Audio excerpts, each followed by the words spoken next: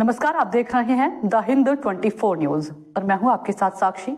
आइए नजर डालते हैं आज की बड़ी खबरों की ओर। सूरत क्राइम ब्रांच ने शहर में जुआ खेलने वाले गिरोह के खिलाफ एक बड़ा एक्शन प्लान चलाते हुए अलग अलग इलाकों में एक साथ छापेमारी की। सलाबतपुरा और उमरवाड़ा क्षेत्रों समेत कुल 4 जुआ और अड्डों पर रेड कर 73 से अधिक जुआरियों को गिरफ्तार किया। इस दौरान पुलिस ने मौके से 25 लाख से अधिक का मुद्देमाल जब्त किया, जिसमें नगद रुपये, मोबाइल फोन और वाहन शामिल है। ये छापेमारी सूरत में लंबे समय से चल रहे अवैध जुआ कारोबार पर करारा प्रहार माना जा रहा है। पुलिस के अनुसार इस रैकेट के मुख्य संचालक अब भी फरार हैं और उनकी तलाश जारी है। क्राइम ब्रांच का एक कदम सूरत शहर में बढ़ते अपराधों पर लगाम कसने की दिशा में एक बड़ी सफलता के रूप में देखा जा रहा है।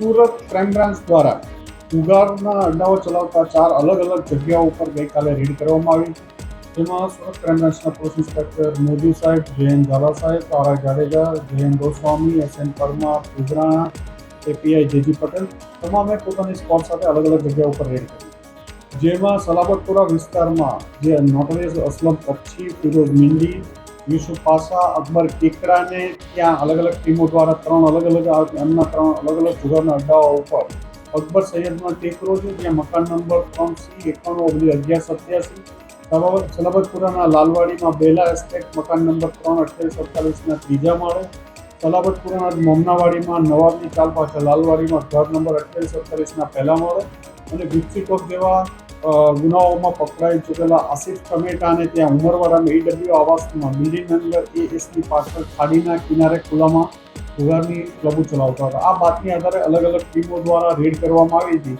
જેમાં અકબર સૈયદના ટેકરા મકાન નંબર 3C આગળથી પીઆઈ મોદી સાહેબ, જયંત ઝાલા સાહેબ અને પીઆઈ આરઆઈ જાડેજાની ટીમ દ્વારા રેડ કરતા ત્યાંથી રોકડા 1,24,000, મોબાઈલ અલગ અલગ 22 મોબાઈલો, 2,13,000ના મોબાઈલો, 25 માણસોની ધરપકડ કરવામાં આવી હતી અને જુગારની જે ક્લબ ચલાવવાવાળા છે અસલમ કચ્છી, ફિરોઝ મિંડી, યુસુફ પાસા અને અકબર કેકડાને વોન્ટેડ બતાવવામાં આવ્યા હતા। આમની જ બીજી ક્લબ અન્ય એક સલાબતપુરા લાલવાડીમાં ચાલતી હતી, ત્યાં પીઆઈ વાળા અને એમની ટીમ દ્વારા રેડ કરતા ત્યાંથી 74,570 રોકડ, 2,80,500ના 16 મોબાઈલો અને એક વ્હીકલ કબજે લેવામાં આવ્યું, જેમાં 12 લોકોની ધરપકડ કરવામાં આવી હતી, 7ને વોન્ટેડ બતાવવામાં આવ્યા છે।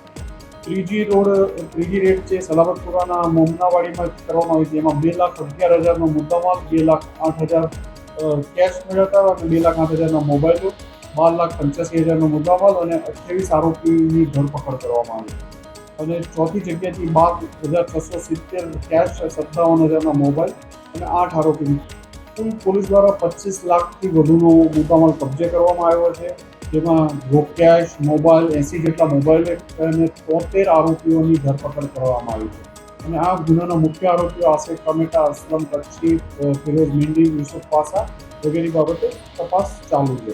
આ લોકો પૈસા ઉપરાંત કોઈન, પૈસા તો મળ્યા, એની પાસે ઉપરાંત અલગ અલગ કિંમતના કોઈન પણ મળી આવ્યા છે કે જે કેશ ના મળે જગ્યા ઉપર, એના બદલે કોઈનથી ચલાવતા હતા ક્લબ, એ કોઈન પણ ઘણા બધા કબજે કરવામાં અલગ અલગ જગ્યાએથી કરવામાં આવ્યા છે અને એક જ રાત્રિમાં સુરતની તમામ ક્રાઇમ બ્રાન્ચની તમામ ટીમો દ્વારા 4થી વધુ જગ્યાઓએ રેડ કરી અને 73થી વધુ આરોપીઓની ધરપકડ કરવામાં આવી। કેટલા સમયથી ચાલુ હતું?